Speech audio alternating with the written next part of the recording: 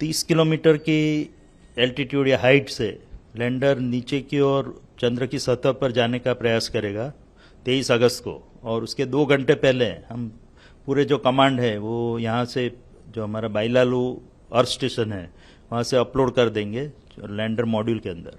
और उसके बाद जो लैंडर मॉड्यूल की हेल्थ चेकिंग, टेलीमेट्री और चंद्र में जो स्थिति है उसको सबको ध्यान में रखते हुए लगभग 2 घंटे पहले हम ये निर्णय लेंगे कि उस दिन चंद्र पे उतराण करना ठीक रहेगा कि नहीं रहेगा।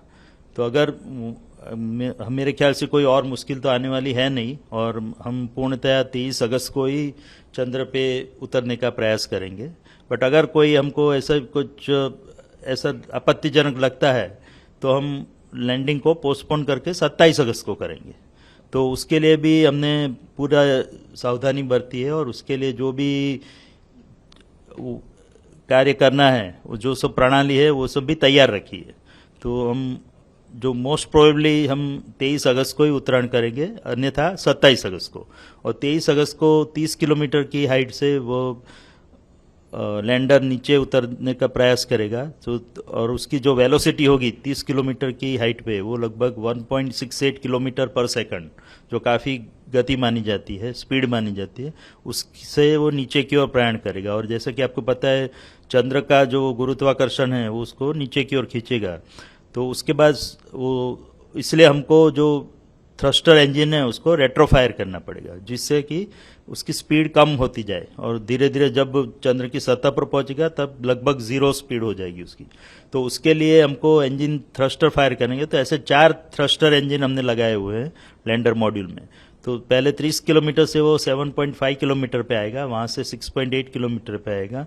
उसके बाद वो 2 इंजन हम बंद कर देंगे और फिर 2 इंजन से ही नीचे की ओर प्रयाण करेगा। जो 2 इंजन उसको रिवर्स थ्रस्ट देंगे, जिसके कारण जैसे कि मैंने बताया जब 30 किलोमीटर पे था उसकी गति 1.68 किलोमीटर पर सेकंड थी, वो 6.8 किलोमीटर तक आते आते 350 मीटर पर सेकंड तक हो जाएगी, यानी कि 4 गुना कम हो जाएगी।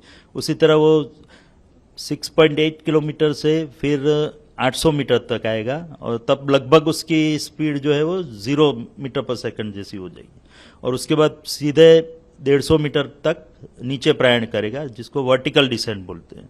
और उसके बाद अन्य जो हमने सेंसर और कैमरा लगाया है उसके इनपुट लेके और उसमें जो रेफरेंस डेटा स्टोर किया गया है, रेफरेंस इमेजेस, उससे उसको कंपेयर करके वो डिसाइड करेगा, वो निश्चित करेगा कि वो जो जगह पे लैंडर खड़ा है वहाँ पे घूम रहा है वह उसके सीधा नीचे उतरने से वो सही जगह पे लैंडिंग कर पाएगा। अगर उसको लगता है कि ये जगह अनुकूल नहीं है तो थोड़ा XY डायरेक्शन में प्रयाण करेगा, थोड़ा दाईं ओर या बाईं ओर मुड़ेगा और लगभग 60 मीटर तक जाएगा और उसके बाद सीधा नीचे प्रयाण करेगा।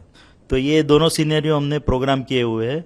और अगर उसको लगता है कि वो बिल्कुल ही अलग जगह पे पहुंच गया है जिसकी संभावना काफ़ी कम है, बट तो भी हमने उसके लिए जो बोलते हैं कि साल्वेज मोड, एक इमरजेंसी मोड भी रखा हुआ है जो उसको ऑटोमेटिक लैंडिंग की ओर ले जाएगा, जिसमें वो खुद ही निर्णय करेगा कि कौन सी जगह श्रेष्ठ है उतरने के लिए।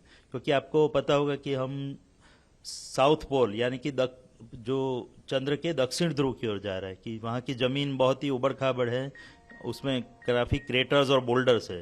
तो जमीन उतनी सपाट जमीन नहीं है जो कि विषुवत वृत्त पे पाई जाती है। तो बाकी जो भी लैंडिंग हुए हैं दूसरे देशों द्वारा, अमेरिका या चीन या रशिया द्वारा, वो सब लैंडिंग विषुवत वृत्त पे हुए चंद्र के, जहाँ की जमीन काफ़ी सीधी और सपाट जमीन है, तो उसमें उतरना रिलेटिवली बहुत ही इजी रहता है।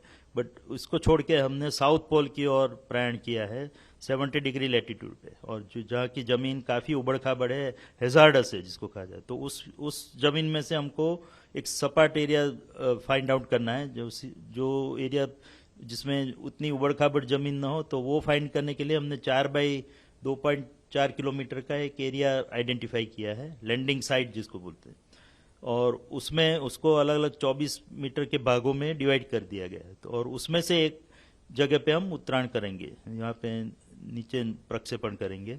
और जैसे कि मैंने बताया वो जगह अगर ठीक नहीं है तो थोड़ी उसमें से ही लगभग 3900 ऐसी सब इमेजेस हमने स्टोर करके रखी है। उसमें से जैसा कि मैंने बताया वो 800 मीटर से सीधा नीचे वहीं पे उतर जाएगा, और खासकर वही आइडियल साइट है हमारे लिए। बट कुछ अगर थोड़ा बहुत अगर जरूरत पड़ी तो थोड़ी साइड में खिसक के दूसरी एक साइड पे जाएगा, जो भी रिलेटिवली सेफ साइड रहेगी।